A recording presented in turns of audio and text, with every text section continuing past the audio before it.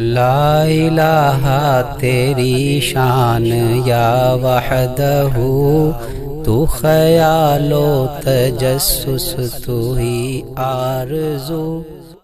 امی عائشہ رضی اللہ تعالیٰ عنہ سے کسی نے پوچھا تھا کہ نبی کریم صلی اللہ علیہ وسلم کی رمضان المبارک میں رات کی نماز کیسی ہوتی تھی، رات کی عبادت کیسی ہوتی تھی؟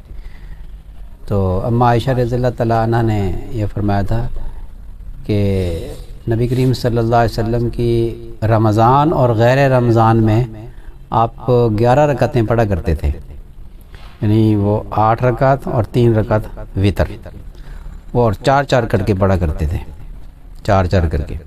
اور پھر فرمایا کہ کچھ نہ پوچھو کہ وہ 8 رکعتیں، وہ 11 رکعتیں وہ کتنی حسین ہوتی تھی، یعنی ان کا قیام، ان کا اس کا رکوع اور سجود، کیا ہی بات تھی اس کے حسن کی، اتنی بنار سنوار کے پڑھتے تھے۔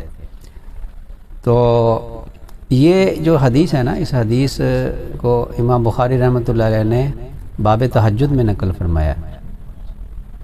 یہ اس کا تعلق تہجد کے ساتھ ہے، یہ تہجد کی ہے۔ حضرت عائشہ رضی اللہ تعالیٰ عنہ سے اور روایات بھی ہیں، اس میں اب یہ 11 رکعتوں کے علاوہ کم و بیش رکعتوں کا بھی ذکر ہے۔ تو یہ نہیں ہے صرف رمضان میں نہیں، عائشہ رضی اللہ تعالیٰ عنہ نے تہجد کا ذکر فرمایا۔ غیر رمضان میں تو تراویح نہیں ہوتی نا، یعنی اگر 8 رکعتیں رمضان مبارک میں ہیں تو اس کا کیا مطلب ہے کہ غیر رمضان میں بھی اتنی رکعتیں ہوتی تھیں؟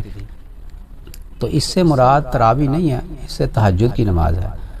تو یہ رمضان المبارک میں تہجد کی نماز پڑھنا، یہ بھی اللہ تعالیٰ شانوں کے قرب کی کا بہترین ذریعہ ہے۔ ہم تراویح بھی پڑھیں 20 رکعت، اور پھر سحری میں جب اٹھیں تو کوئی گھنٹہ پہلے اٹھ جائیں جب ہم نے سحری کھانی ہے۔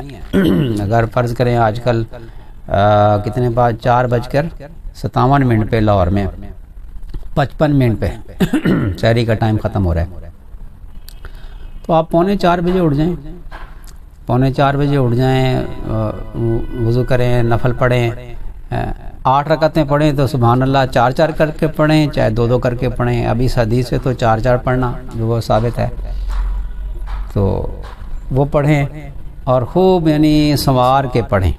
اللہ تعالیٰ شانوں کی خاص تجلیات کا نزول ہوتا ہے پچھلی رات کو۔ بعض بزرگوں نے فرمایا کہ جو تہجد ہے نا، یہ تراویح سے بھی افضل ہے۔ یہاں تک فرمایا بعض بزرگوں نے کہ تہجد گو کہ وہ نفل ہے اور یہ سنت موقدہ ہے، لیکن میں نے اس میں غور کیا تو کچھ بات یہ سمجھ میں آتی ہے کہ جماعت کی وجہ سے، کہ مسجد میں جماعت کے ساتھ نماز پڑھنا اور قرآن پاک اس میں سننا، یہ اور پھر وہ 20 رکعتیں ہیں، تو اس کی وجہ سے تراویح کا اجر بڑھ جائے تہجد سے، تو یعنی یہ قرین قیاس ہے۔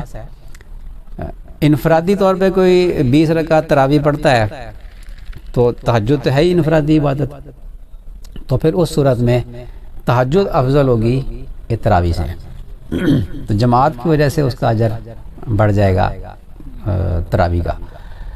تو تراویح جو ہے نا وہ بھی ایک حضوری حاصل کرنے کی مشق ہے کہ ہم توجہ اور دھیان کے ساتھ اس میں پڑھیں، سنیں۔